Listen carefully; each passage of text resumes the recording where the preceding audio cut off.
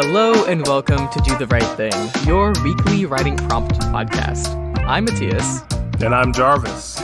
Jarvis and I are space journalists, and we're trying to write our articles on space, but we don't have that pen. You know, the one that like writes upside down, and it's like a space pen. And the NASA spent like a gajillion dollars on it, and then the Russians used a pencil. You know that one? We don't have it, so we can't be space journalists. Which is so we haven't done that yet. So we're issuing a challenge. Each week you sit down. Your goal is to write a complete short story using 3 of 4 randomly generated words. Then we come on the podcast, we read any stories that Jarvis and I wrote, we talk about what we learned in writing it, and then we always talk about stories sent in by you listeners.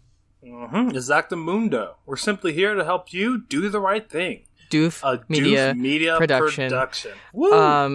So the whole thing with the pens, you know, the upside down pen and stuff, that's like really fancy. It turns out that the using a pencil is not actually like an objectively better solution, because then you have like little bits of graphite everywhere, and that can be a problem, because especially in space, you're gonna end up breathing that, or it's gonna clog a system or something. So that's why it actually turned out to be pretty useful, I think. It's a fun story though. How communist different propaganda is a space pen to a normal pen? I have no idea. If someone can send me the schematics to a space pen, the blueprints. Yeah, my our email is rightthingcast@gmail.com, and I would love to see it. And if you do send that in, I will describe it in detail. That actually will be one of my stories one of these weeks. It will be just like a story told through a narration of a schematic. Sounds complicated. It's very avant-garde. So, well, in that same vein, this week is Sci-Fi Week. We're going to talk about sci-fi. My story that I submitted this week is a tad bit sci-fi. And also a good portion of the stories that we will be reading this week are sci-fi based. That's right. We actually wrote a story this week. I want to say we because I don't want to say you actually wrote the story this week, because that makes it sound like, oh, Jarvis, you don't write stories very often. You finally wrote one, when it's like I didn't either. But now I feel weird saying we wrote a story, because I did not write a story. But yeah, we have a story it's to read. Still like royal we, Royal we. That's actually, yeah, that is. I think that's correct. Which is yep. So what were the words this week, Jarvis? So the words for this week were transform, advisor, scan, and bend. And I used all of them besides advisor. Wow. What was the rationale? Pretty much it just didn't really fit into the story. I mean, to be honest, as I was writing, I was just going off of this idea that I had in like a lucid dream. And as I was writing it, I kind of quickly realized, oh, I haven't used a single word. So I pretty much went back and just put in the ones that seem to work the best. And since my story is more of like a supernatural, medical, sci-fi type thing, I couldn't really find a good place for the word advisor. But I did find a place for a scan. I used bent instead of bend. And transform can be used anywhere, really. So. Mm-hmm. Yeah, transforming is one of the core verbs. I think it describes a lot of things in real life, which is very versatile. Very versatile. Because everything morphs into something else. How was the process of writing? Yeah, I know we kind of haven't in a couple weeks, so. Oh yeah, so this week's process was really good. I know going off of last week, I really wanted to write a story this week, and I'm definitely getting a lot more comfortable when it comes to submitting something that is completely unpolished to do the right thing. Because I know this week, shocker, I really did set a timer, and I did go over by a little bit, but definitely using that kind of forced me to continue on one path when it comes to writing this story. But on the same token, as I was getting towards the end, that's when I had to start wrapping up everything else that I was really setting up. pretty much. I ended up writing a story that's about 3,000 words. So. Yeah, I noticed that when I was reading it on Reddit. I was like, okay, so we got the first page and then a comment. That makes sense. Usually our stories end up being at least 2 comments. And then there was another one. I was like, okay, wow, this is a story. It's really got going. And then there was another one. I was like, God, Jesus. Yeah, which, I mean, I really hate how Reddit doesn't let you post more than 1,000 words. Well, I mean, granted, I feel that maybe we're one of the only subreddits using it in this fashion. But yeah, I don't know. Yeah, so really the main reason why I got to... The main reason why it's as long as it is because the idea going into it was already fairly fully formed. Like, I knew through and through exactly how I want the beginning to be. I knew the characters going in. I pretty much knew everything besides the middle bit, which I decided just to throw in a whole bunch of dialogue, which I think most of it works. I don't know. I just feel that personally the story is very jumpy, if that makes sense. Like we are here, we are there, we are in this idea, now we're here.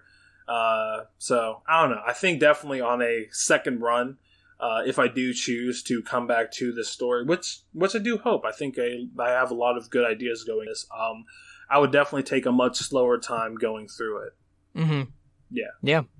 Well, okay. Let's get into it. Anything else we should know before we go? The only other thing that I might want to say is that if you haven't heard the stoner metal band Stoned Jesus, please sit down listen to it. It's required listening for this episode of the podcast. Oh, 100%. I know as soon as I started writing this, I sent you a link to one of their most popular songs. Yeah, I think it's pretty good. You know, I mean, I absolutely love stoner metal, but I know that most people don't like it because it kind of sounds gross sometimes. Mm-hmm. But yeah, that's all I have to say. Go and listen to them. Show them some support. They're making good music out here. Yeah. So the title of this one is Consumption. The man at the front desk buzzed Michael in. He had just unlocked the front door and put the Keurig on, was still in his street clothes, drowsy, and halfway through his Get Up and Go-Go playlist, he just added 2 Stone Jesus albums to this morning. If you've ever had the opening shift, you probably understand his appreciation for the silence. You're getting paid to flip switches and prep. Miles easier than dealing with customers, patients in his case, and their individual needs.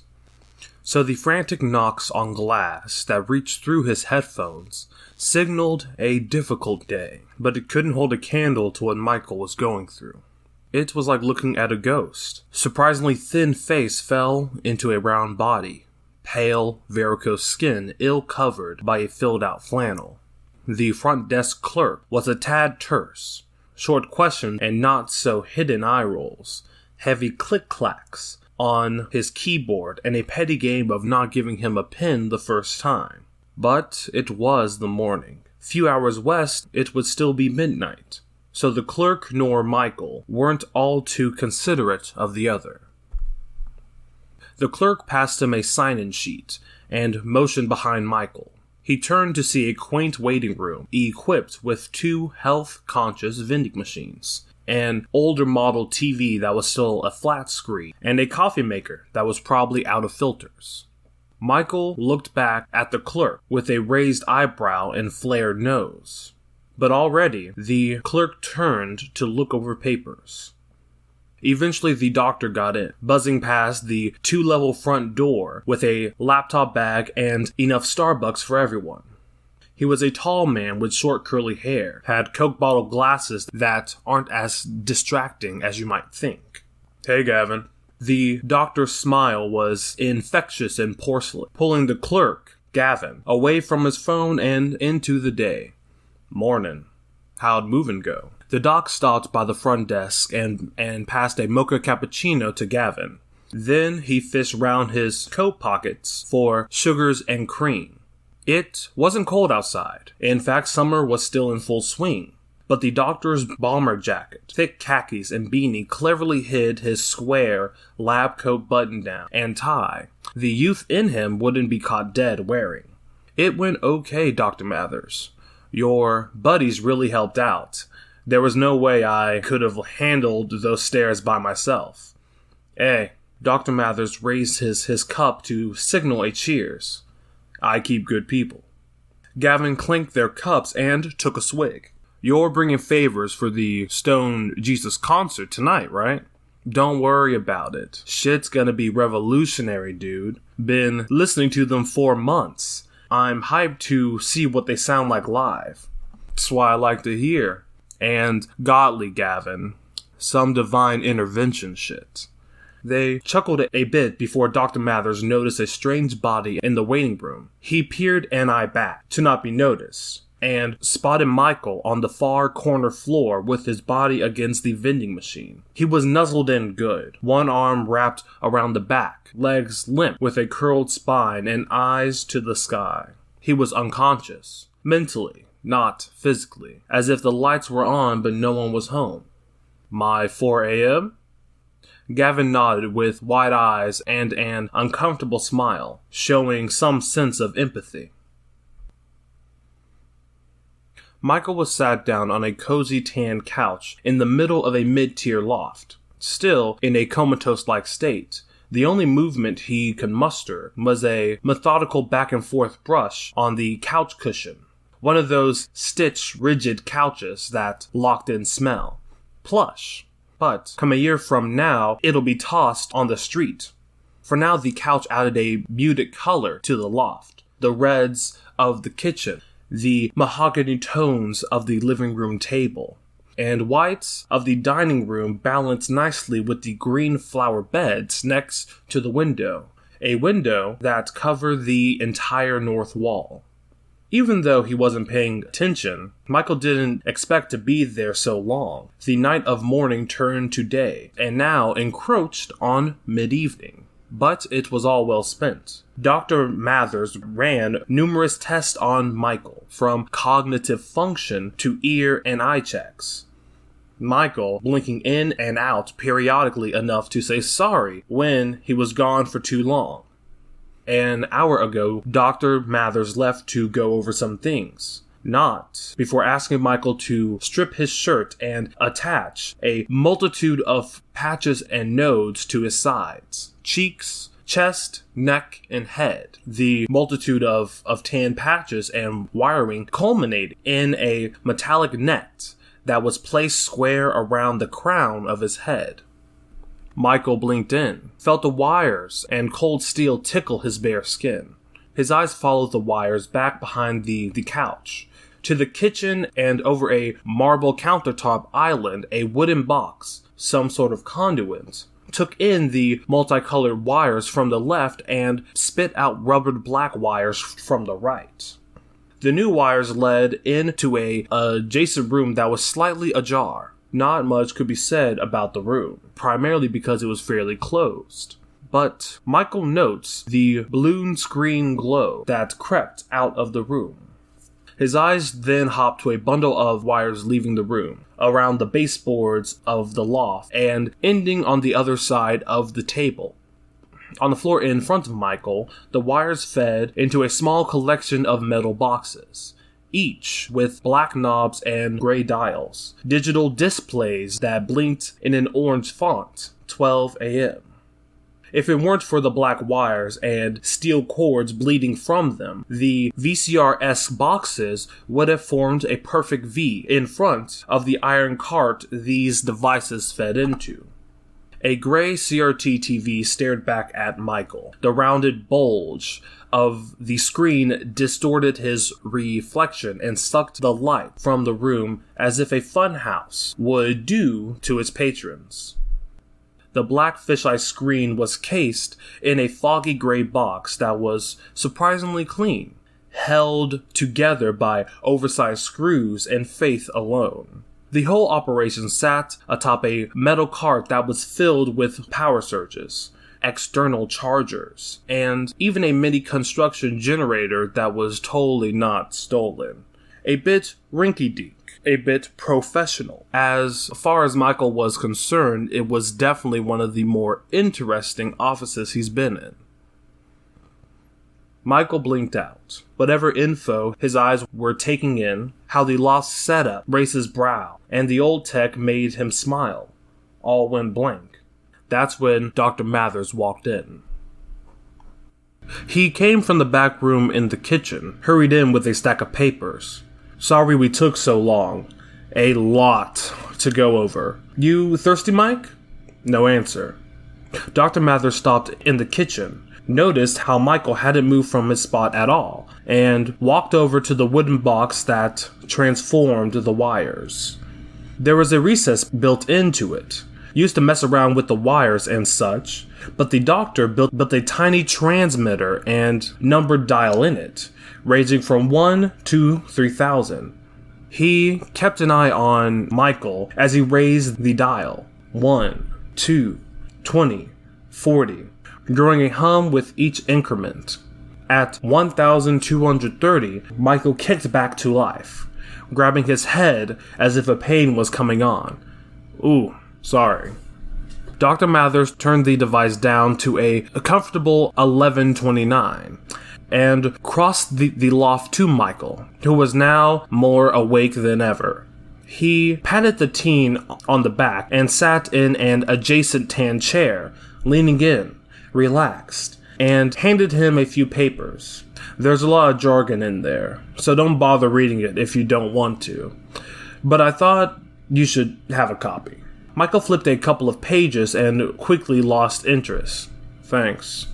So, we spent the whole day together without really talking about why you're here. So why come to us? Michael searched for the words, never really looking at Dr. Mathers and instead focusing on the edges of the table. I guess I just need answers. I've been on antidepressants, medication, therapy, been through the ringer of traditional medicine. Yeah, every person I've been to keeps saying, well, you should feel better, and brush off my not being present as a self-induced psychosis. And it's like, why would I choose this? I can't work. I can't finish college. I've lost days, man. Just gone. Poof. Because apparently, I spent all day zoned out in bed. So it's disabling you. Exactly. And the strange thing is, I'm not even sad or anxious. I just turn off. Dr. Mathers taps the side of his seat. Do you have any history of drugs or alcohol? I'm not saying it's a direct link, but psychoactive drugs and drinks can contribute to underlying conditions. I mean, Michael smiled for the first time. Every now and then. I'm in a house full of stoners, so it's always around. But it actually helps. Like, if I smoke on Monday and drink all day Tuesday, not saying I do, but if I do that, I'm present for the rest of the week. So it maintains you. Like, sort of a dependency. In a sense, yeah, I'm not dependent, but yeah. Dr. Mathers pulled a notebook from under his chair, a collection of medical journals. Flipping through and nodding along to what Michael expresses, Dr. Mathers finds a fairly interesting page and traces his finger through the lines, then abruptly looks up to Michael. Is it the same with food? What do you mean? When you eat or overeat, do you get some sort of excitement from it? Like, the act itself feels so much better than it has before, even better than the food itself. It makes everything else bland. Yeah. Same with sex? Yeah. And with all these things, drugs, food, sex, pleasure, has your intake of them grown over time, maybe even to an uncontrollable amount? Yeah, they definitely have. takes up all 24 hours. I think a month ago I was a lightweight. One drink could do me. But last night, Michael chuckled his nerves away. I kid you not. I drank like a whole bottle and a half of rum and felt nothing. And I'm guessing you're burning through weed quicker and calling a different booty call daily, huh? I mean, I'm not a womanizer. I just enjoy a variety of companions throughout the day, you know? I get it. Dr. Mathers gets up from his seat and switches on the power surges under the TV. As he does, he speaks. Okay, let's just steamroll this. Michael's eyes' concentration broke from the nothing to finally look up at Dr. Mathers. No doc has ever been so frank. What makes you think this is supernatural and not psychosis? Dr. Mathers left his seat, but kept an eye on Michael and went to the gray CRT. Because it just came out of nowhere. I just started having cravings. Dr. Mathers turned the CRT on with a fine buzz that filled the room. I think it was on the weekend. I was drunk, a little high. But in a house show bathroom, everything just went dark. And I instantly sobered up and started...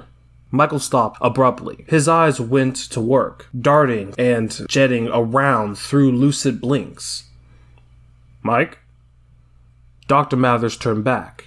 Michael was gone. Slumped down along the couch with drool pooling in his mouth. His eyes looked towards the sky, pupils wider than his hazel iris.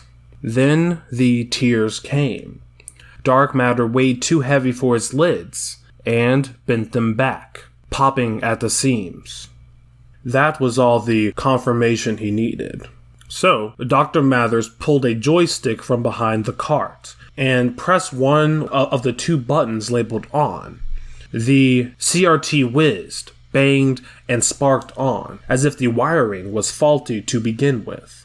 Then the screen frizzled into a black tube, ribbed, a cavern that travels forever. Periodically, sparks would light the screen in a hazy green, only to arc across the void and into nothing. The ribs of the walls to Dr. Mathers told stories of Michael. If the inner ribbings are visibly coarse, bumpy, cracked, or otherwise gross, it's childhood trauma, a lasting scar, that has proceeded to plague the mind. Michael's mind was rough. If its topography were to be molded perfectly, its surface would rival sandpaper. Dr. Mathers could see that. Dr. Mathers looked back at Michael. He's troubled. His scape shows a lot, but so far I've only seen depression. He turned back to the screen, full of thought, and pointed the screen towards a crack in a bumpy wall. Between two pussy warts, the skin broke into a canyon, opaque. It can't only be that. All of his symptoms seem exaggerated, enough for a doc to prescribe, but nothing much else. He panned the camera in, deeper, deeper, deeper, till the ribs of Michael's walls were far behind. The screen was black. The only sign of reception being the tiny gray particles passing through. Interesting. Dr. Mathers scanned for anything, something to guide his search. Then the dark bent to a small wooden room, lit by candlelight. Pages from a journal, sketches, and paintings were nailed to the walls at 4 points. At its epicenter, sitting at a small wooden table, a gaunt, bear-like man drug a knife through the table. The thing wore a trench coat, Victorian origin, and seemed to barely fit in the room. A personification.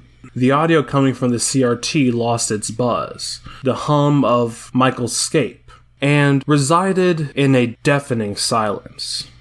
Then ragged, drugged breaths came through as clear as day. Magus, Magus, Noose, Nunk, Nunk. I am a priest, Magus. Magus. I am a priest.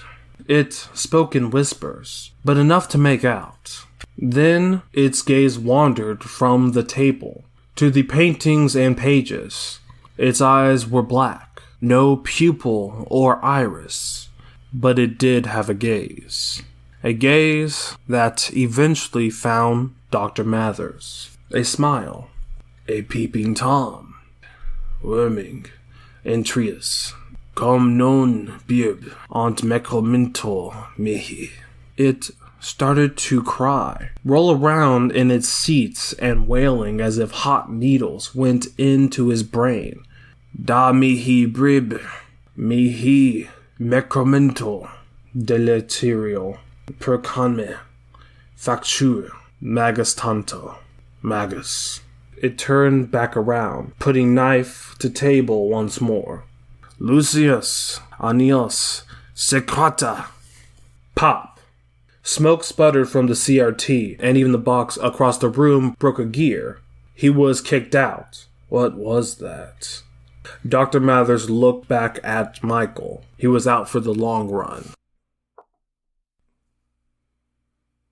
Fantastic story, Jarvis. I really, really like your voice as usual, and I really like the sort of dreamscape kind of place that we go into near the end. Was that something that you were aiming for from the beginning, or something you discovered as you went? Yeah, so in the beginning, I pretty much had the entire waiting room scene and that very ending. But when it came to the ending, I didn't really have any words to it. I just kind of saw it cinematically, if like that makes sense, you know. So I saw a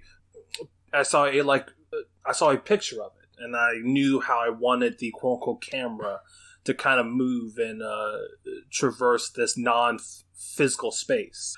And I quickly found that trying to put words to it was a lot harder than. Yeah, well, I like the concept of a visual mindscape sort of thing. It was definitely like on the supernatural side, right? Where you have this sort of monster at this desk that was I don't know what that's personifying, but I did find that very interesting. Yeah, definitely. And I like think... the way that was discovered, by the way, like where the doctor kind of knows to himself, oh, a personification. Interesting. Yeah, definitely. And I think if I do go back to it, I'll probably create a lot more moments of discovery. But I know as soon as I got to that point, because the entire concept really came from a mixture of a lot of my own personal mental doctor visits, coupled with trying to personify a feeling that I'm very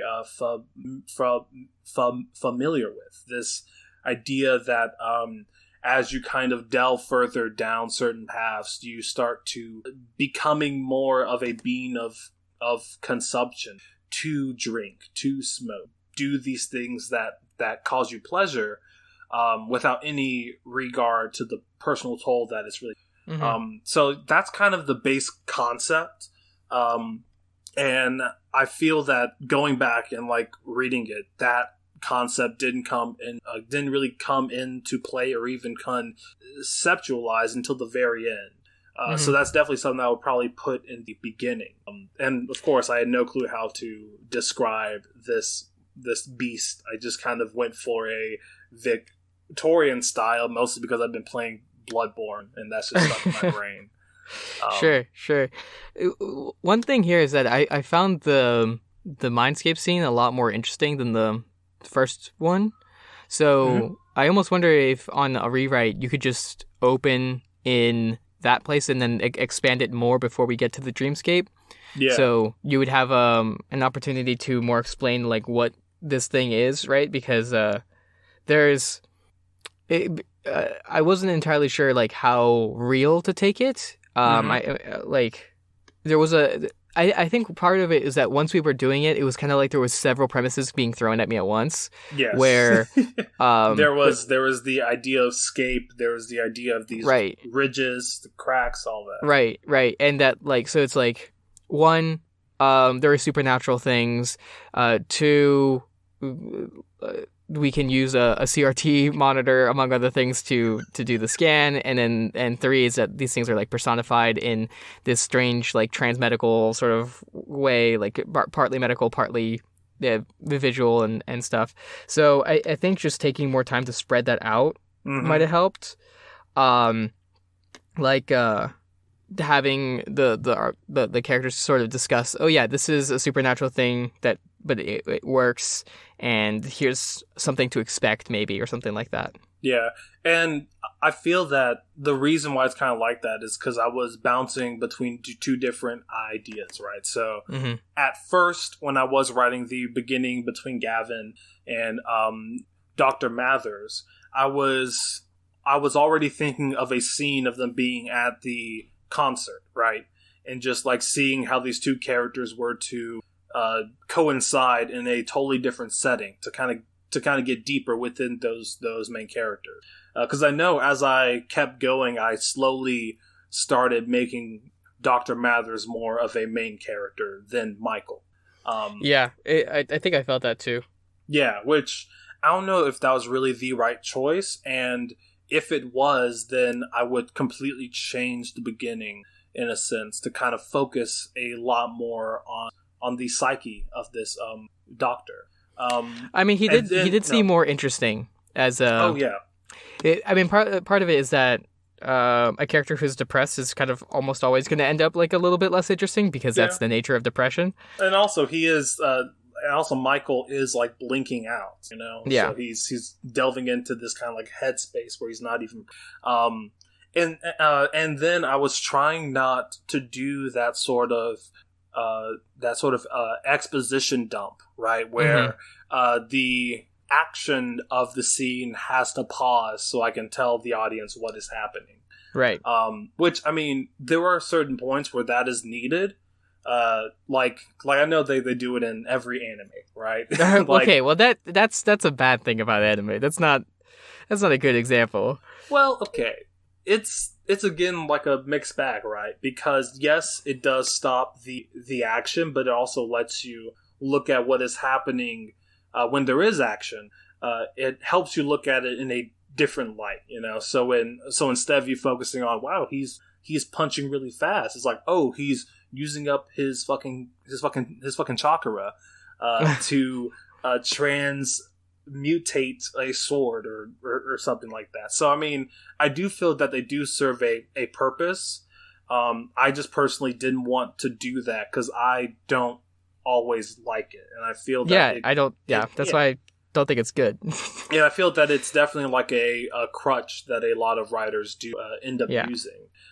But then again, when I'm talking about escape and I'm talking about these kind of beings that are the personification of a feeling, and like, are they a curse?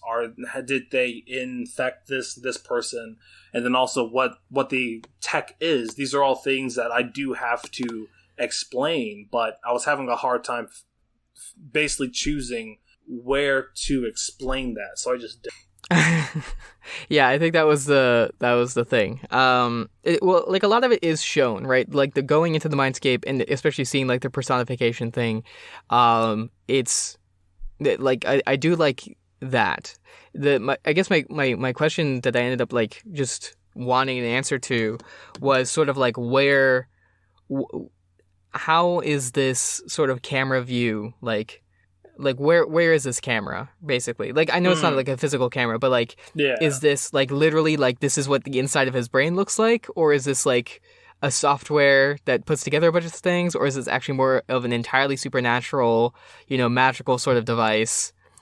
And it's just like the nature of like, what am I actually like looking at, I think was my main question. Yeah, and I mean that was definitely a attempt on my part to basically marry the supernatural and the sci-fi, because I see this place as somewhere that is non-physical, right? It is not what his brain looks like, but it is that kind of third space, I guess, that our brains kind of reside. It's where thoughts happen. It's where feelings happen, you know? Right. So I guess can sort it's the soul in a sense. Yeah, I mean, I can sort of imagine like a conversation where Dr. Mathers goes something like, in the olden days, they used to use smoke and fire and herbs to see images that allow you to look into yourself. Nowadays, pat on the machine. We use these babies to have a stable connection. Also, less risk of fires or something like that. Yeah, definitely. No, that would definitely fit in perfectly. And I think on the same token, if I were to go back, I would make it a lot more comedic, a lot more comedic. Sure. Because right now, as I read it, it just feels like milquetoast. If that makes sense. I feel like it is trying to be more of a serious thing.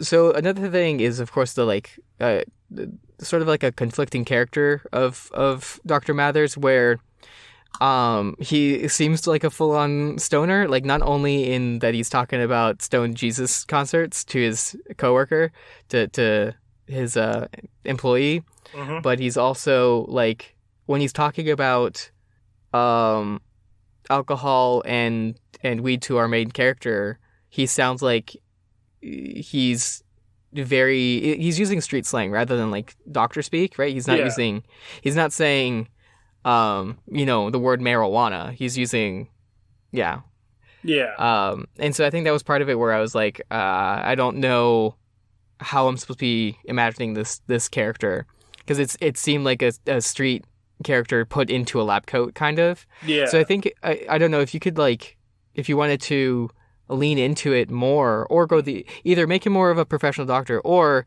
lean into it completely and he's more just like he's like a stone doctor and is, or not, maybe not even a real doctor, and his like hair, is grown out long, and his loft office place is actually pretty like messy, and a bunch of things that like show that he actually is fully this sort of street doctor kind of character. Yeah, and like that's kind of what I was going for in the beginning, right? So like when I was coming up with this idea, I was thinking, these aren't actual doctors. They aren't like licensed by anyone, So I saw it as like on par with going to a psychic, right?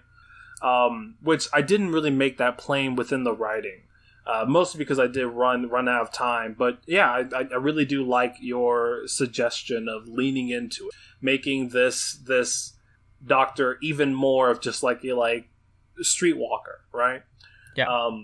And like I even thought that the front door wouldn't work because they don't have any money, and the place is dirty. If you put money in to the vending machine, nothing will come out. Like these sort of like little touches I did want to add, but of course I did run out of time. But I know we were actually talking about this off the podcast, and you said that a lot of the I think you said all of the characters sound very similar.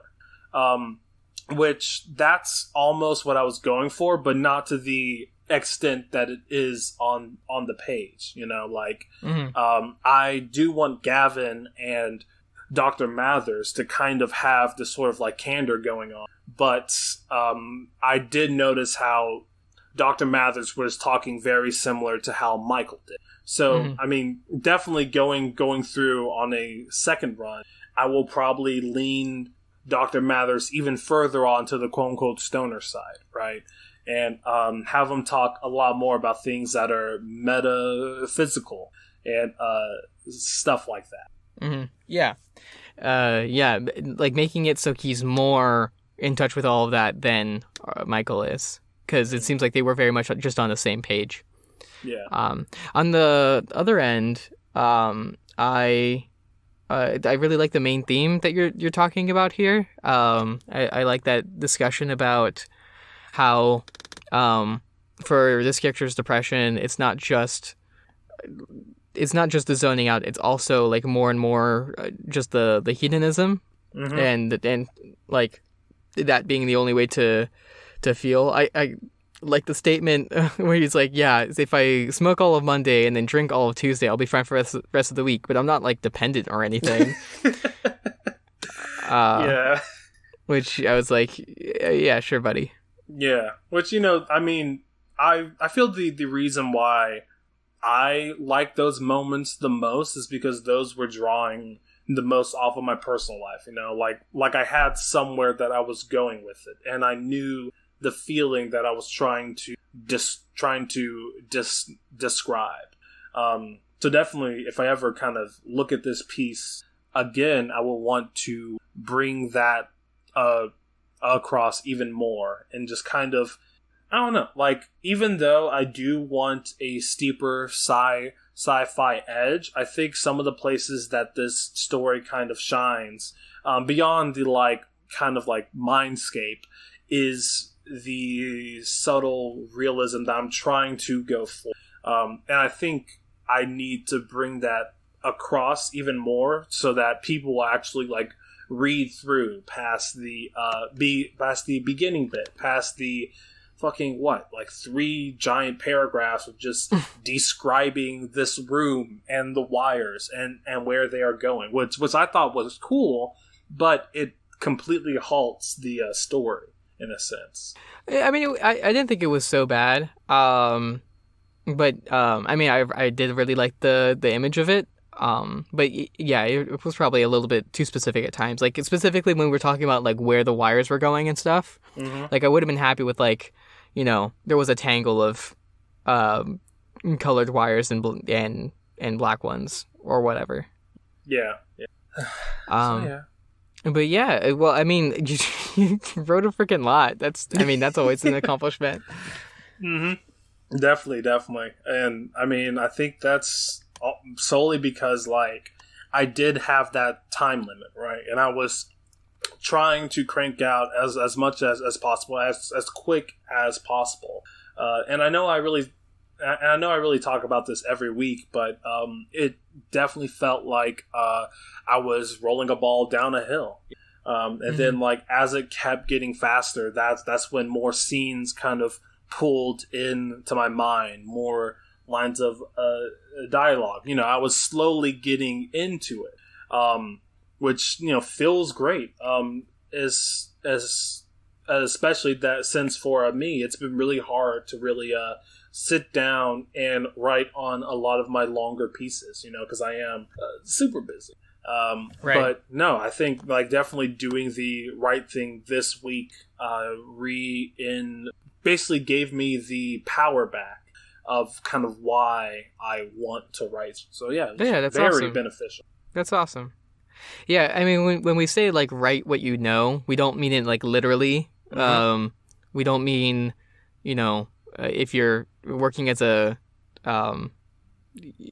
if you're working retail, right? Don't just write about customer service, right? No, that's not, you don't have to do that. But write, the conflicts and the themes that you do know and think about. That's basically it. Write what you care about. I think would probably be a better way to say that. Because I mean, if we're being honest, real life is pretty boring. Like, real life makes too much sense. And I mean, if it's like non-fiction, that's great. And if you don't really have that kind of world building story that you've lived through, well, there were a lot of small crises that you have definitely gone through that you can pull from, and you don't even have to use the same situation or the same place or the same characters. You just have to carry over that essence, and that is definitely something that people will feel on the page when they read. Mm-hmm. Yeah, absolutely. Okay. I think that's all the time we have for discussing the story. Is there anything you want to talk about with, what you learned or what you would go back and change, other than we've talked about a lot already? Yeah, exactly. I think I'll just talk about what I learned. What I learned when it came to writing this is that, well, really, it's just kind of modifying my own process when it comes to writing. Like, normally I would plan for days, write down countless notes, and then never do it. But with this, I just had I had the idea, didn't know where it was going or how I would do it, but I just started writing. And that's how I got a quote-unquote first draft. And I mean, once you have that first draft, well, the second, third, and fourth are going to be so easy. Crazy easy. So, yeah, I guess that's just what... Yeah, all right. Let's get to the listener story section. All right, cool. So, listener submitted story section. We do this every week on Do the Right Thing, so you should already know by now. But if you don't, we're going to talk about these. We're going to spoil them. So, after we announce them, you should pause, go back, read them, and then come back here so you can listen to us discuss them without being spoiled on them. Uh-huh. All right, who are we talking about this week, Jarvis? This week we are talking about Ghost Pac-Man 4, Sarah Penguin, Nicked You, Zedadarian, and Jarby Jazz. That's right. All right, let's get started. Cool. First up is Sarah Penguin with the Spy Master and the Princess Part 17. No Rest for the Weary. I do love Cage the Elephant. This is I'm very excited that we have someone writing so many entries in 17. In a particular story. That's very impressive. Like... So good job, Sarah Penguin. Yeah. So in this one, we have our character Faye, who is really stressed out because the princess has been kidnapped again, after having been freed and then fallen in love with. God. So we start with her going over reports and how stressed out she is before a servant girl tells her to basically go take a walk. And she ends up at a temple where she talks to a priestess who gives her some guidance, telling her to listen to her heart, and Faye expresses how, like, you know, that has done her wrong in the past, but the priestess emphasizes that she should still do that because it's more about getting over that fear, because that's how you are able to actually change things. So then she goes to a messenger and pays for a message to be sent to a duke before heading off herself, basically to go and find the princess, rather than searching for her more passively like she was. So yeah, definitely. I really did like this entry. I mean, for this series to be going on as long as it has is spectacular. And I do feel that, like, this feels like one of those in-between bottle episodes in a story, right? To where it's a lot more focused on one character kind of going through this own personal and I think it's, like, really great how it seems that so many different people are kind of telling Faye what to but she's trying to kind of figure that out for herself, while also, you know, of course, being in emotional turmoil because the person that she just recently fell deeply in love with is gone once more. So yeah, overall, I think it's a really great entry, and I am definitely really looking forward to seeing Faye hopefully finding this princess and just kind of seeing where it goes from there. So really great job. So one thing, returning to a past topic, is that there is a little bit of this where, I mean, we kind of have 3 locations in here in a pretty short story. So part of it is that I think we moved a little fast through them. I kind of wanted to stay in the temple a lot more. In fact, I think I would have been happy if, like, the entire story basically ended up being there.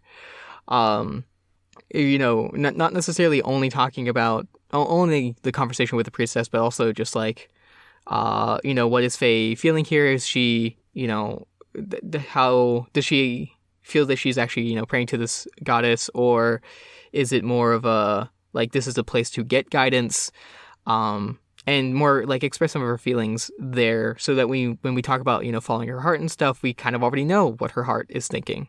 So, yeah, that would be my suggestion there. The ground in a particular location before and trying to do all the stuff that you want to do within a scene like that. Definitely. I mean, that will really provide a good amount of clarity and a focus for this scene. So yeah, that worked really well in this story. All right, who's next? Up next is Jarby Jazz with Lost Son. So this story starts off with we have two characters, so it's nice and focused on this primary like sort of a struggle. We have a noble, a lord, in the sort of sci-fi world, far in the future, who seems to be waiting for his son to get home, but there seems to be like a lot of nervousness. He seems to like be missing his son, not necessarily like that he's been gone for a long time, but like something is different with his son. He's not the same anymore. And so our advisor is sort of telling him that what happened to his son is not his fault. He was like hurt in a battle far off, and just to be careful, and that, you know, as a coming in as a father would probably be best for mending the relationship and things like that.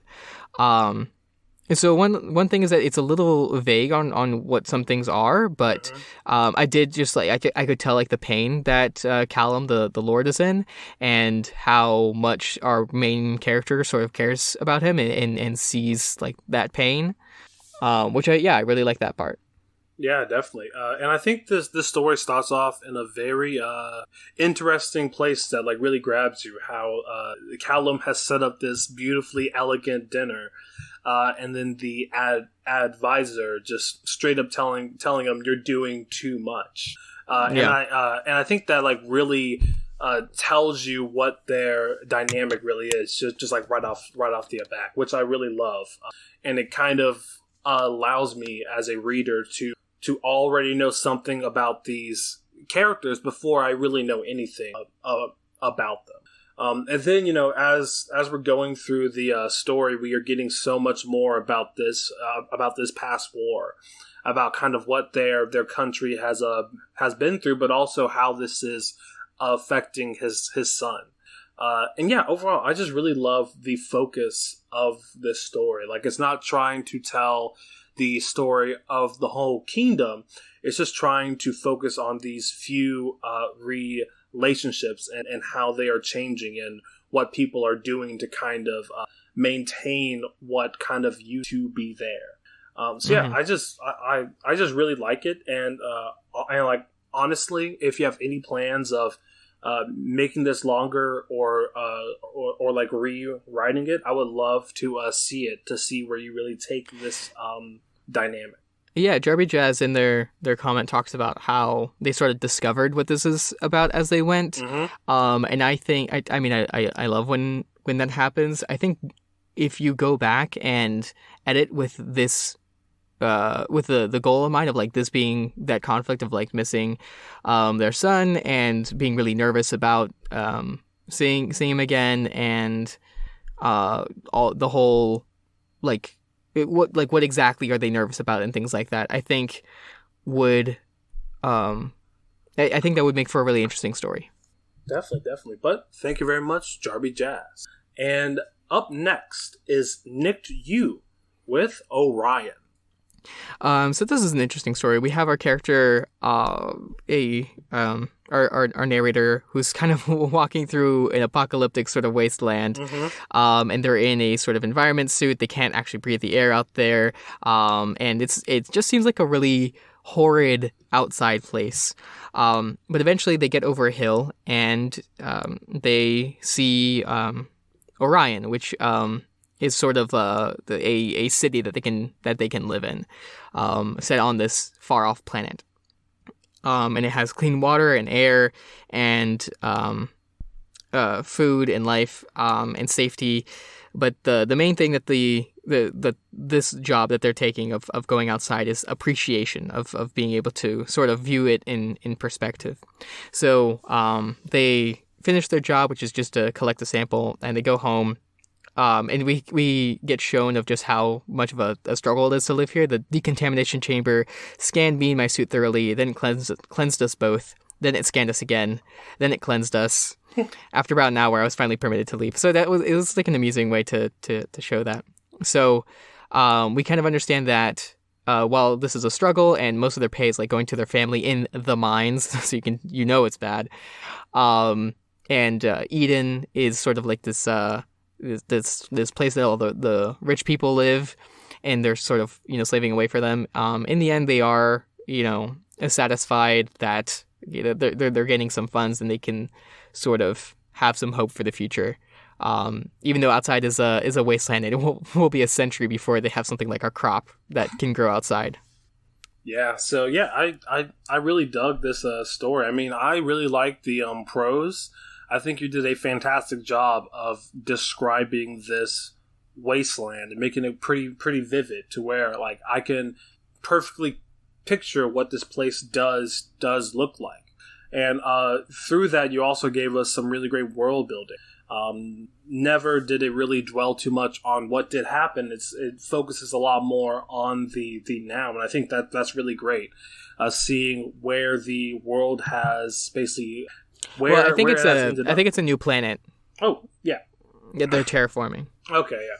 So yeah, I really just think that the prose is fantastic. I love the world building, and I do like how it does follow this one person's journey and their own personal struggles. It really does ground this story. And then also when you are describing these other places, I do like how they all have their own flavor to it, and it feels like a very colored world, a very various world where completely different places probably go by completely different rules, and I really did like that, and it definitely forced me like to stay in the story and just and continue to a really great job. And if you do choose to continue this, I would love to see where it does go.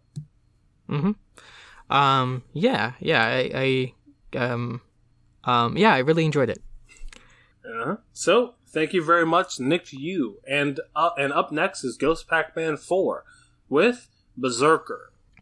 So we start off here. We're at a sort of a farm, and there's authorities knocking at the door, and they're telling a farmer here that they are fugitive rovers around, that they're very deadly, these sort of like monsters, and you have to be careful. And so the ranger outside gives the farmer a flare to set off just in case they see one. And then they leave. And so the man is kind of just like, okay, yeah, sure, I deal with these things all the time, I guess. They can tear me apart, whatever. And sort of like dismisses them. After the ranger leaves, out from inside a closet, a roper walks out. We very quickly get the understanding of like, oh, so he was like hiding here, and they sort of have like a rapport thing going on. And so we have a lot of conversation here that sorts of in exposition talking about how the rovers are sort of like a sentient race of aliens, and this is actually a far off planet as well, and that they are basically a species like made for war. That's their entire culture is built around it and physical conflict, and they are all like living weapons. But they have some depth too, and they prefer to fight for stuff that actually like matters. And so this particular one is ran away from its army and is sort of just hiding out here. And yeah, we end up like liking the sort of relationship between our main Rober and Roderick, the farmer, until the flare actually goes off. It was more of a trap, we understand, although we're not entirely sure like what exactly made it detect who was going on, or what was going on. But so there's a wonderful moment here where Roderick, the farmer, throws the device at our fugitive, and the fugitive like crushes it immediately, and just says, okay, well, I'll be sure to like break some shit as I leave, that way it looks like you didn't have a choice. And yeah, it's just a nice little exchange. But they leave, and we get a more exposition. But they're watching to make sure that nothing happens to Roderick while they're gone. And it seems that some other authorities come here, and they're way more aggressive. They seem like they want to punish anyone that was harboring a rover, and they're about to kill him. And throws Roderick into a murderous rage. He goes in there and he smashes them apart until the main one, the leader, shoots Roderick, and it seems like Roderick's dead, and he goes like utterly mad, and it's really clear just how like alien and rage filled our main character is, and so much that like when he's done, it's sort of like a terrifying, like the entire narration just like takes over with this sort of mantra of how they want to like take their enemy apart and things, and then it turns out that Roderick actually was alive, and now he's just horrified by the violence.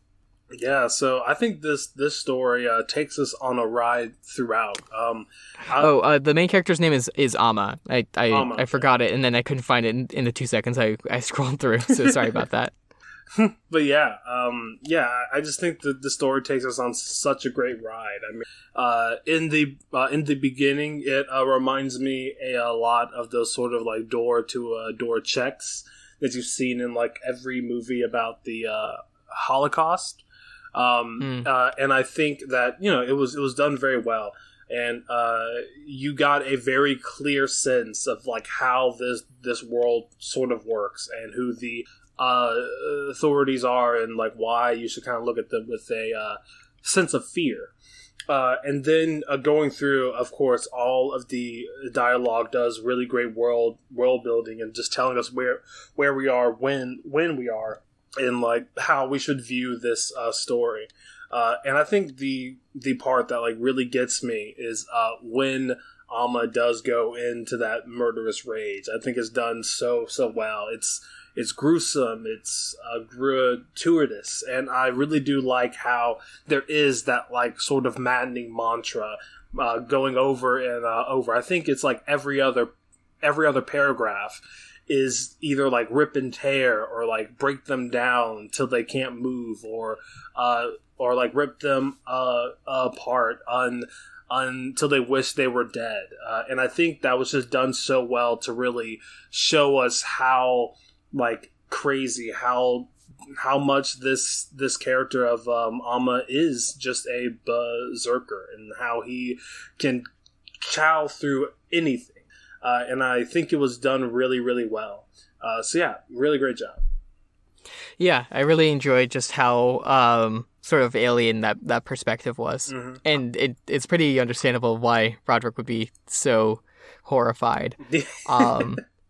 I guess the one thing, if this was a longer story, I'm trying to think. There's like a big part of me, that would be like, he could just explain. Oh, it's because I thought you were dead, and I care about you and stuff. But that would make for a boring story. So I'm trying to think of like how that cannot just how that can be failed to be communicated between the two. And Roderick is just like, actually, you are a monster, and I'm really disturbed. I would like you to leave, please. Yeah, I mean, personally, I think that like within that a moment, the thing that I see is that Amma would just run, knowing mm-hmm. that he showed mm-hmm. The only person that really kind of cared about him, how much of a danger and a monster he really is. Yeah. So yeah, hey. If you want to, I would love to see a continuation. I mean, you are building a really awesome world here. So, yeah, really, really great job. And up next is Zedidarian with magnitude and direction. We have our main character who is a leader of a kingdom in some far futuristic place. And they're walking down this hall of murals, and there's some meaning to these images that we're passing by, all the stories that we have just in those images. And I like that as a setup because it pays off closer to the end in a twist of a way. So he's discussing with his advisors that they are not having a good time. There's clearly something like really terrible about to happen. They're fighting some invisible enemy, which such a like a simple concept, but like can be terrifying in its execution. And so the main thing going on here is he's talking to another character named Vickers, who's an advisor that like can calculate things very, very quickly. And they talk about how the prediction markets are changing, and it's sort of implied, I think, that it's not just like it's not just a stock market, it's also like some sort of precognitive sort of thing as well, where a lot of people are withdrawing their money and not investing and not doing anything because they can kind of see in the future that there's actually a very high chance that the civilization that they are a part of will just be destroyed within like a year. And I think it's expressed really well where our main character asks what are the chances of that, and Vickers just doesn't like give a good answer at all. So our main character forces them to ask again, or forces them to go through it again, asking 1 hour, 1 day, 1 month, 1 year, 1 decade. What are the chances for each of those? And there's a good like pause in between that before Vickers finally says 0.01%, 9.4%, 42%, 47%, 55%. So by the end of the month, it's a 42% chance that the civilization will be destroyed. By the end of the next day, it'll be 9.4%. Which is very worrying. It's our main character starts running, and we have this like final like image that we're looking at, which is it's a mural depicting a billiards game, which we can tell what it is, although I don't think the character knows the name or doesn't say the name, and starts taking it literally as it's sort of like. Taking the right amount of force in the right direction is important, and so our main character decides in this moment that they have to go off and make sure that they're applying the right force in the right direction, as well as another insight that they got from it. Yeah, so I think this story is really just steeped in its own sci-fi and world building, and I really do like that. I like how we're just thrown directly into this world, and like every little bit of dialogue that we get is just further informing us of what is happening and what is going on. And I do like a lot of the bits about them talking about this probability, and it definitely brings the point home that they're kind of in the end game. To where within one month, it's almost a 50% chance that everything will be destroyed.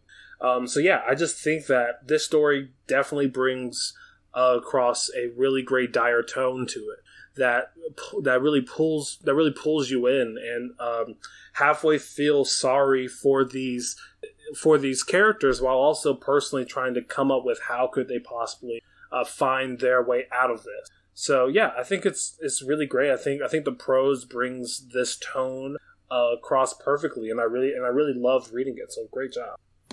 Yeah. For a little bit of critique, specifically, that some of the details of the conflict are a little vague. Where I'm not sure if it's like that there's a threat within this room, or that they are, about to be wiped out as a civilization, that kind of thing. And I mean, I think the broader details of like, is it a war, don't necessarily need to happen. But I think the one part where I wanted more detail was just what this main character is specifically worried about, what they think is going to happen, and what sort of thing that they want to do in response. Because we can see that they have resolved to kind of throw away pleasantries and shows, and instead just go into action. But we're not sure, I think, like what sort of action it is. Yeah, exactly. So excuse me. So thank you very much, Zedidarian. And that is it for the listener submitted stories for this week. We do wish we could talk about even more, but I personally have stuff to do within 2 hours. Oh shit! Okay, let's wrap this up. No, I didn't know that. No, it is fine. I have done most of it, so we are completely safe. But I do want to take the time out to say thank you to everyone who did submit a story this week. So, thank you very much to Yanni Den. Thank you to Sarah Penguin. Thank you, Kamikaze Tomato. Thank you, Jarby Jazz. Thank you, Nick to you. Thank you, Yeti Mansur Quest. Thank you, Ghost Pac-Man 4. And thank you, Zed Darian. And we also want to say thank you to everyone who did leave 2 comments this week. Leaving comments not only allows you to look at your own work and provide those that will read it with what your own personal thoughts on it were, but also you can provide someone else with very, very crucial feedback. I mean, personally, I know that some of my best moments when it comes to the entire writing process is to see what someone else really thought of what I did right. I mean, that's kind of why we do write, to get eyes on it and to have someone that is not us critique what we did put down. So, thank you very much to Cithro, Ghost Pac-Man 4, and Nick to you. Thank you so much for leaving so many comments. Fantastic. Yes. We really appreciate that. And so just to... It's been a while since we talked about how we do our drawing process, so I think I want to run through it. Yeah, sure. Again, for all our new people. So, what we do for the way that we select stories every week is we have 5 slots, right? 1, we just choose, and we usually end up choosing whoever the newest writer is this week, or just a story we found interesting and wanted to mention. And then we have basically 2 drawings. One's is for Doof writers, so everyone who's a patron and has sent us their username for us to write down is in that drawing, and then we have one that is everyone, including those who are our patrons as well. So being a patron is a really good way to have a higher chance of getting your story talked about each week. But basically, every single time that you write a story, you get one more entry into these. These 2 buckets, basically, as well as every time that you leave 2 comments. That's another one. And the result of this, and then the other step of that finally, I think rounds it out is that when you are selected, you are set back down to 0. You are started over. And so I think, so the goal is that, the longer that you aren't talked about, the higher the chance that you will be talked about until it all balances out and things like that. So, I just wanted to reiterate that for those who are new and didn't know that. Definitely. If you want to be like all of these wonderful writers and submit your story to Do the Right Thing, you can do that by going to /r/Do the Right Thing. All you have to do is sit down for 30 minutes and use 3 of 4 words for that week within your short story. That's right. And if you want to find out the words as soon as possible, as soon as we post them, the best way to do that is by following us on Twitter. You could even turn on notifications. You don't have to do that, but it would only be once a week, and then you would just see what the word is. I mean, I guess it would be twice a week because we also tweet out when the episode comes out. But it's a good way to find out when the episode comes out. If you also want to just let us know what you think, or want to yell at us, or just have a meme you want to show us, you can send us an email at rightthingcast@gmail.com. Exactly. And if you want to support us and everything else going on in Doof, well, there are 2 ways. Number 1, which is the easiest and free, it's just word of mouth. If you think one of your other friends within your circle, or even your friends online would enjoy Do the Right Thing or any of the other podcasts on the Doof Media Network, go ahead and tell them. That's the best way to kind of grow our numbers and get more people writing along with us. Yeah, I think part of one of the biggest things is that the more people that we have in this little writing community, the more comments that people will have on each other, and the more that we can all grow that way. Exactly. Also, you can tell them that there's a good chance that some sweet podcasting voices will talk about their story, and that's a draw for people, Exactly. So, and also we read out whatever your title is, so you can do stuff with that if you want. I guess. Just putting ideas out there. What's the other way people can support us, Travis? Well, the other way is you can support the Doof Media Patreon. All you have to do is submit $1 or more per month, and you are directly supporting us and the content that we do make. At the $1 level, you get access to the Doof Media Discord, where you can talk to us about any sort to where you can talk to us about this podcast or any other podcast on the Doof Media Network. And also, if you want to splurge just a little bit and donate upwards of $10 or more per month, you will get access to bonus content, including me and Matthias talking about a fantastic anime named Prella Magi Modico Magica. Yep, and we're going to be recording the second episode this week, where we're going to talk about Prella Magi Modico Magica Rebellion, which is a really wild movie. Exactly. There's also so many other wonderful things on the Doof Network. Actually, next week is the 100th anniversary, or not anniversary, has not been 100 years since the Doofcast was established. 100th episode of the Doofcast, that is since we rebranded from the Daily Planet to Doof Media. I say we, I was not part of the Daily Planet, so royal we. We are now. So it's going to be a special episode looking back at the last 100 episodes. I'm very excited about that. Additionally, I know we already plugged the bonus content, but another thing, at the $5 level or above, you get access to our Doofin Chills, which are a monthly sort of activity that we do that usually is interacting with the community. And I'm very, very excited for this one next week, which is going to be next, I think it's Saturday night, right? Or is it Friday night? I think it's Saturday night. Saturday night at 9:30 p.m. Central Standard Time. We're going to be playing the game Among Us, which is a really fun murder game a la Salem or Werewolf or what's another one? There's at least one other big one. Secret Hitler, that kind of thing, where we are crew members on the ship, and we have to keep the ship going, but also there's an imposter among us that wants to kill us, and we have to figure out who it is. And it's one of us. So it's going to be a lot of fun. And I'm very excited to murder my co-hosts. I am too. Well, all right. I think it's time to announce next week's words, huh? Sure. Nice. So, next week's words. Can I get a drum roll or like a snare roll or something? Bada ding, bada da, doobie dee. Jazzy. I like it. All right. So, next week's words are magnetic, captain, reactor, and van. So we're having a streak of science fiction-y sort of words here.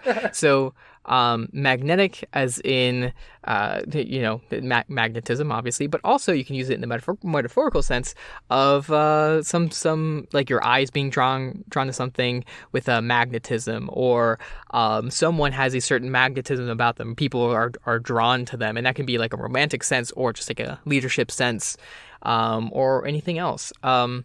What was the next one? Captain. Captain, as in the captain of a ship, or the captain of some other kind of crew, or a captain of industry, or I think y'all know what a captain is. Reactor, which is pretty specifically like a sort of like generator sort of thing. It's where a reaction happens inside of it. I'm wondering, what twist you can do on that. I mean, you can do a different sort of direction. Like if it was a magical thing, a reactor could be something that does react. Like a component that makes something be able to react to something. Maybe. Yeah, I don't know. You do theater, like the person who reacts. Maybe. Ah, I see. And then van, which obviously is the vehicle, but also you could make it like a sort of what is that? What's the like word for like Van Buren? Like what is the word for that part of a name? I mean, I know what it translates to, which is basically like of, I think. Yeah. Usually anyway. I don't know what it is. You could also combine it into bigger words like vanguard, or anything like that. So you've got some options here. Shoot. So Matthias, next week, what story are you gonna write? That's a great question. I'm gonna talk about a literal magnet. Oh. Captain. It's a sentient magnet. that obviously has a certain magnetism about it, and it has a crew of people made of metal, which is both, that makes a lot of sense, but it's also pretty difficult because, anytime they get close, they get stuck, and then they get magnetized, and then they sort of get stuck to each other. So it's kind of like it's sort of like a comedy of errors kind of thing. A bit slapstick too, where this captain is kind of just trying to steer the ship, which the ship is actually just a really big van. That it is on water, but they sort of these little metal men and this sentient magnet sort of just keep bumping into each other and causing problems, and it all culminates in this final scene when because of everything that's been going on, there's a bunch of interpersonal conflicts that are going on. Everyone thinks that the captain is like sleeping with everyone because their hand like keeps getting magnetized and accidentally touching, and they're like really embarrassed about it, and they can't control it, but It finally culminates when the reactor explodes and they all get wiped out in a one big flash. There was a nuclear reactor inside of the van. Wow. So that's big business. Yep. Well, my story next week is gonna focus on realism, and specifically, it takes place during UIL season, and it takes place in theater van on the way to the semifinals. Now, this is more of a romance, right? USC, this school is putting on a production of Treasure Planet. And oh wow. And this whole love story is... I would love to see that. I'm sorry. That sounds so amazing. I would love to see the play version of Treasure Planet. That sounds fantastic. I know. Which I know is just Treasure Island, but space, and I know that people have done that, but still. Yeah. I was in a production of Treasure Island, and every day I wish it was Treasure Planet. Because Treasure Planet is so much cooler. But that's just it me. Is. But yeah. He's got a space surfboard. I know. And I don't want to work. Okay. It's got a good soundtrack. Fantastic what to say. Yeah. So they are currently in the van, and you see this love story is between the leading lady, Captain Trelawney, and one of the extras. Sadly, he's not even a pirate. He is the person that is mopping the poop deck in every scene. But you see, he just fell so head over heels to her. They were drawn together like magnets. So of course we go throughout the entire UIL process, which if you did do theater in high school, it's pretty fucky, and it's very complicated, overly complicated. But this... What does UIL stand for? I don't remember. I think the last one is learning. That's all I know. Okay, good. We got that one down. But yeah, so this story ends on their final performance of Treasure Planet, where this extra, this person that is simply there to react, the reactor of the play, runs up in the very last scene and kisses Captain Trelawney on the mouth. What happens? Well, they fall in love, you see. That's wonderful. Because the best love, the deepest love, always starts out with the lie of the... Did they win the competition? Of course not. No one wins that. If you are not doing the Crucible, you don't win UIL. Hey, we got pretty far with the Spring Awakening. So okay, hey, it's a wild play. It's a lot for high school. Y'all probably got farther than us. I think the farthest we got was there's district, and there's regional, and then there's state. We almost went to state. Wow. Yeah, but then we fell short because we picked horrible plays. Yeah, that's the downside. If y'all had actually, done the right thing, and picked a good, you would win. Yeah, if you did that. If we did the right thing.